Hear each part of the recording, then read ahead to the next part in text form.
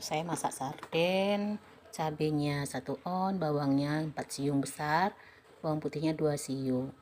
Nah, kita blender dulu cabenya. Presto, temannya 3 nih, untuk yang dihaluskan sudah 3 siung bawang. Nah, kita masak bawang bombay, bawang merah, bawang putih. Nah, sudah seperti ini, kita matikan apinya. Kita matikan apinya. Kita bismillah, kita masukkan ikannya ke ikannya. Kita presto. Enaknya dari bentuknya sudah nampak sardennya enak.